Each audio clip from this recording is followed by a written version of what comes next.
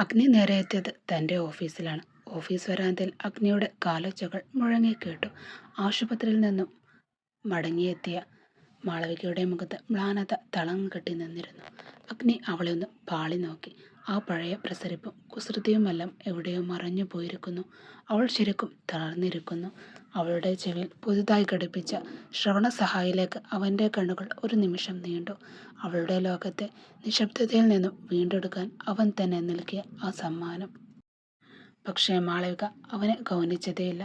അവൾ അലസമായി അവനെ ഒന്ന് നോക്കിയിട്ട് തൻ്റെ സീറ്റിലേക്ക് നീങ്ങി. അഗ്നി തിരക്ക് അഭിനയിച്ചുകൊണ്ട് തൻ്റെ ലാപ്ടോപ്പിലേക്കും പുതിയ പ്രോജക്റ്റിലേക്കും മുഖം പൂഴ്ത്തി. മനസ്സിനുള്ളിലെ പിടച്ചിൽ പുറത്തു കാണിക്കാതിരിക്കാൻ അവൻ വല്ലാതെ പണിപ്പെട്ടിരുന്നു. അവളുടെ ക്ഷീണിച്ച മുഖത്ത് കാണെ അവന് തന്നെ വല്ലാതെ വേദനിച്ചു. മാളവിക തൻ്റെ PA എന്നതിനുപരി അഗ്നിയുടെ ഹൃദയത്തിൽ അവൾക്കൊരു സ്ഥാനമുണ്ടായിരുന്നു. ആരും അറിയാതെ അവൻ അവളെ അത്രമേൽ പ്രണയിച്ചു. എന്നാൽ ആ പ്രണയം പ്രകടിപ്പിക്കാൻ അഗ്നിക്ക് അറിയുമായിരുന്നില്ല. അവൻ്റെ കണിശതയും വാശിയും പലപ്പോഴും ഒരു പീഡനമായിട്ടാണ് അവൾക്ക് അനുഭവപ്പെട്ടതും. പഴയ ഫയലുകൾ എടുക്കാൻ വേണ്ടി ഗോഡൗണിലേക്ക് അവളെ അയച്ചത് അവളോടുള്ള ദേഷ്യം കൊണ്ടായിരുന്നില്ല. ഒരുപക്ഷെ അവനെ അനുസരിക്കാൻ അവൾ ബാധ്യസ്ഥയാണെന്ന അവൻ്റെ അഹങ്കാരമായിരിക്കാം അതെല്ലാം അവനെക്കൊണ്ട് ചെയ്തത്. ഓഫീസ് മുറിയിലെ നിശബ്ദത ഭേദിച്ചുകൊണ്ട് മാനേജർ വിവേക് അങ്ങോട്ട് കടന്നു വന്നു.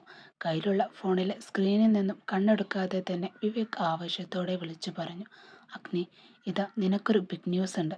ദുബായിലെ വമ്പൻ കമ്പനികളൊന്ന് നമ്മുടെ പ്രോജക്റ്റിൽ ഇൻവെസ്റ്റ് ചെയ്യാൻ താല്പര്യം പ്രകടിപ്പിച്ചിട്ടുണ്ട്. അവരിൽ നിന്ന് ഇപ്പോൾ തന്നെ മെയിൽ വന്നു. വിവേകിൻ്റെ വാക്കുകൾ കേട്ടപ്പോൾ അഗ്നിയുടെ മുഖത്തെ ഗൗരവം അല്പമൊന്ന് കുറഞ്ഞിരുന്നു. വാർത്ത അവിടെയുണ്ടായിരുന്ന അന്തരീക്ഷമാകെ മാറ്റിമറിച്ചു. വിവേക് ഫോണിലെ വിവരങ്ങൾ കാണിച്ചു കൊടുക്കുമ്പോൾ അഗ്നി അതീവ ശ്രദ്ധയോടെ അതെല്ലാം പരിശോധിക്കുന്നുണ്ടായിരുന്നു. മാളവിക ഒരു വശത്തേക്ക് മാറി നിന്ന് ഇതെല്ലാം കേൾക്കുന്നുണ്ടായിരുന്നു. തൻ്റെ ചെറിയൊരു പിഴവ് കാരണം ഒരു മീറ്റിംഗ് തടസ്സപ്പെട്ടെങ്കിലും മറ്റൊരു വലിയ വാതിൽ അഗ്നിക്ക് മുന്നിൽ തുറക്കപ്പെട്ടത് കണ്ടപ്പോൾ അവൾക്ക് ഉള്ളിൽ നേർത്തൊരു ആശ്വാസം തോന്നി. അവനോടുള്ള നീരസമൊന്നും അവൾ പുറത്തേക്കും കാണിച്ചില്ല.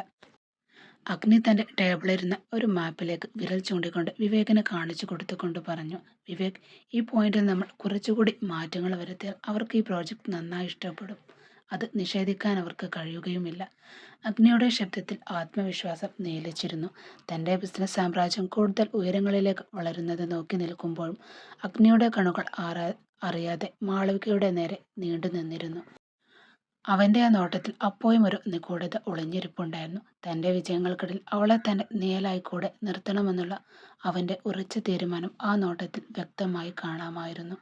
വിവേക് കൊണ്ടുവന്ന ദുബായ് പ്രോജക്റ്റിൻ്റെ ആവേശം മുറിയിൽ നിറഞ്ഞു നിൽക്കെ അഗ്നി പെട്ടെന്ന് വിവേകിനെ കണ്ണുകളിലേക്ക് നോക്കിക്കൊണ്ട് ചോദിച്ചു, വിവേക്, ഈ മീറ്റിങ്ങിന് നീ കൂടി എൻ്റെ കൂടെ വരണം. നമുക്ക് രണ്ടുപേർക്കും കൂടി ഇത് ഹാൻഡിൽ ചെയ്യാം. വിവേക് ഒന്ന് പറഞ്ഞ് തൻ്റെ കയ്യിലുള്ള മറ്റു തിരക്കുകൾ ഓർത്തുകൊണ്ട് അവൻ ഒഴിവു കഴിവുകൾ നിരത്തി. അഗ്നി, എനിക്ക് ആ സമയത്ത് തന്നെ മറ്റൊരു ഇമ്പോർട്ടൻ്റ് ഡീൽ ക്ലോസ് ചെയ്യാനുണ്ട്. നീ ഇത് തന്നെ ഒറ്റയ്ക്ക് മാനേജ് ചെയ്യണം. അഗ്നി മുഖത്ത് ഒരു നിമിഷം ആലോചന തെളിഞ്ഞ് പെട്ടെന്ന് അയാളുടെ നോട്ടം ഫയലുകൾ അടുക്കി വെക്കുകയായിരുന്ന മാളവികയിലേക്ക് ചെന്ന് നിന്നു. ശരി, എങ്കിൽ മാളവിക എൻ്റെ കൂടെ വരട്ടെ. എൻ്റെ പേഴ്സണൽ അസിസ്റ്റന്റ് എന്ന നിലയിൽ അവളും എൻ്റെ കൂടെ ഉണ്ടാകുന്നത് നന്നായിരിക്കും. വിവേക് ഒന്ന് ഞെട്ടി. അവിശ്വസനീയതയോടെ അവൻ അഗ്നിയെ നോക്കി. ഇന്ന് വരെ ഒരു പെൺകുട്ടിയെയും തൻ്റെ ബിസിനസ് യാത്രകളിൽ കൂടെ കൂട്ടുന്ന ശീലം അഗ്നിക്കില്ല. അഗ്നിയുടെ മാറ്റം വിവേകിനെ അത്ഭുതപ്പെടുത്തി. പക്ഷെ മാളവികയുടെ ഉള്ളിൽ ആകെ ആദ്യ പടർന്നു.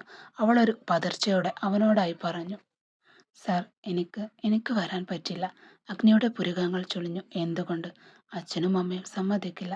പ്രത്യേകിച്ച് അമ്മയും ചേച്ചിയും. അവർക്ക് ഇത്തരം യാത്രകൾ ഇഷ്ടമല്ല സാർ. മാളവിക തൻ്റെ വീട്ടിലെ സാഹചര്യം ഓർത്തുകൊണ്ട്, അനിയനും അച്ഛനും ഒരു പക്ഷേ സമ്മതിച്ചേക്കാം. പക്ഷേ വീട്ടിലെ സ്ത്രീകളുടെ എതിർപ്പിനെ മറികടക്കാൻ അവൾക്ക് ഭയമായിരുന്നു. അഗ്നിയുടെ മുഖം പെട്ടെന്ന് ഗൗരവത്തിലായി. അയാൾ അവൾക്ക് അരികിലേക്ക് ഒരടി കൂടി അടുത്തു നിന്നു.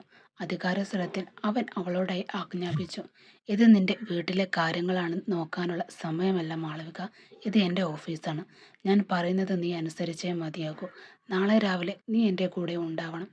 അവളുടെ മൗനം കണ്ടപ്പോൾ അയാൾ ഒരു ഭീഷണി കൂടി മുഴക്കി. വരാൻ കഴിയുമെങ്കിൽ നിനക്ക് ഇപ്പോൾ തന്നെ ഈ ഓഫീസിൽ നിന്ന് വിട്ടുപോകാം. പക്ഷേ നിന്റെ ഫയലിൽ ആ കരാർ നിനക്ക് ഓർമ്മയുണ്ടല്ലോ.